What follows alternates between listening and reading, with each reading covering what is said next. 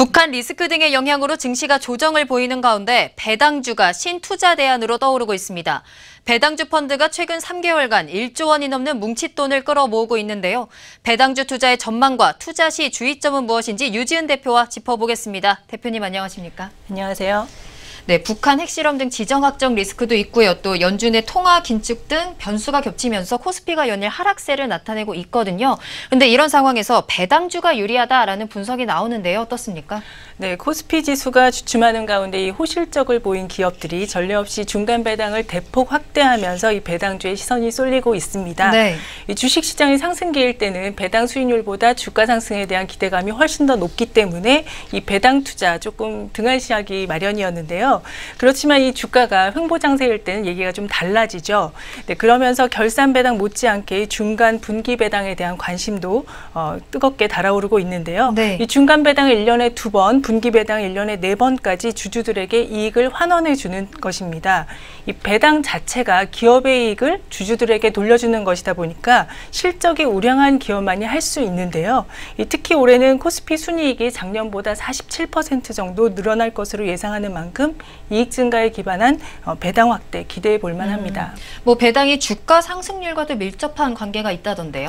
네, 그렇습니다. 이 배당은 주가 상승률과도 밀접한 관계를 보이는데요. 이 코스피 상장 종목 가운데 배당주들의 주가 상승률을 보면 지난해 1월부터 6월 말까지 이 분기 배당을 연 2번 이상 실시한 기업들의 주가 상승률은 47.5%로 이 기간의 코스피 상승률의 거의 2배에 육박하는 높은 상승률을 보였습니다. 네.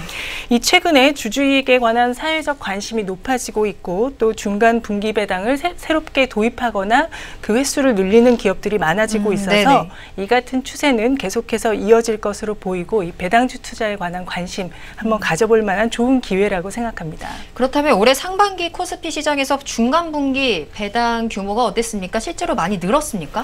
네, 올해 상반기 코스피 상장사의 중간 분기 배당 규모는 지난해에 비해서 3.5배 이상이나 늘었습니다. 네.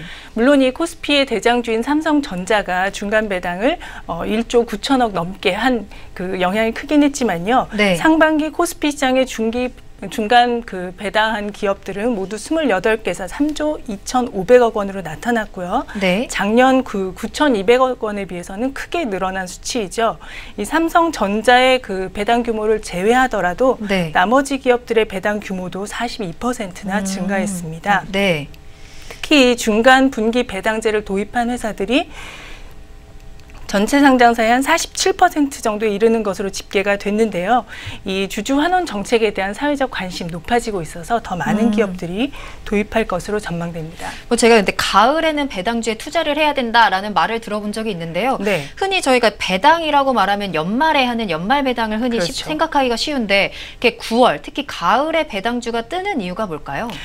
일단 그 거래소의 분석 자료를 한번 보면요. 네. 2010년부터 2016년까지 코스피 200 고배당 지수의 그 월별 수익률을 한번 보겠습니다. 네. 9월의 월 평균 수익률이 1.87%, 10월에는 0.9%, 그리고 11월에는 오히려 마이너스로 떨어졌는데요. 9월이 가장 높군요. 그렇죠. 네. 네, 연말이 다가올수록 이미 그 기업의 주가에 배당에 대한 그 기대감이 반영이 되었거나 또 연말이 다가오면 연말에는 배당락이 있고 아니면 이제 여러 가지 투자 심리 위축으로 인해서 주가 상승률이 떨어진 것으로 생각이 되는데요.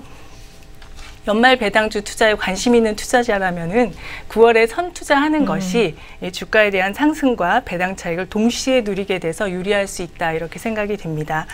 네, 뭐 또 얼마 전에 정부가 이제 스튜어드십 코드를 도입하겠다라고 밝히기도 했습니다. 그러면서 배당 성향이 한층 높아질 것이다라는 전망도 나오고 있던데요. 어떻게 보십니까? 네, 그동안 이 투자자는 배당이 어떤 주요한 투자 수단이라고 여겨지기보다는 덤이라고 생각을 했죠. 이 주가에 네. 대한 상승의 기대가 훨씬 더 컸었는데요. 기업도 마찬가지로 이 배당에 대해서 기업 가치 증대 수단이라는 생각보다는 좀 그런 인식이 좀 부족했던 게 사실입니다. 네. 그런데 이제 최근에 연기금 등 기관 투자자가 기업 경영 의사결정에 보다 적극적으로 참여하도록 유도하는 이 모범 규준인 스튜어드십 코드가 도입이 되면서 이 배당이나 자사주 매입 등에 대한 기업의 주주 환원 정책 점점 더 그 관심이 증가하고 있습니다. 기업이 그 주주에 대한 환원 정책을 강화하게 되면 주주들도 기업에 대해서 배당 확대를 더 요구할 수 있게 되고 네.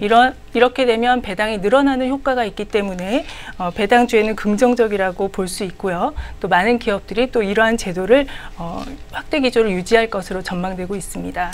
네, 뭐 정부가 배당소득 증대세제를 올해까지만 시행하기로 하면서 앞으로 배당주 투자에도 영향을 미칠 것으로 보이는데요. 그렇다면 이제 배당주 투자를 좀 이제 9월이니까 하려고 하시는 분들을 위해서 뭐 유의할 점이 있다면 어떤 것이 있을까요? 네, 배당주 소득 증대세제는 이제 올해로 일몰이 되게 되었는데 그렇다고 해도 이 배당주 투자에 대한 관심을 놓지는 않아도 될 것 같습니다. 네. 왜냐하면 그 세제에 대한 부분 혜택은 없어졌지만 기업들이 앞으로 이렇게 배당에 대한 그것을 급격하게 줄일 것 같지는 않고 또 네네. 이미 그 발표가 난 이후에도 롯데그룹 같은 경우는 배당을 확대하겠다 이런 발표도 했었고요. 그랬군요. 네. 단지 투자자로서 유의할 점은 이 배당이 한 번 하더라도 그 다음에 똑같이 유지가 되라는 보장은 없기 때문에 항상 지표들을 좀 확인해야 할 필요가 있습니다. 네, 여기까지 듣겠습니다. 지금까지 유지은 대표와 배당주 투자에 대해서 이야기 나눠봤습니다.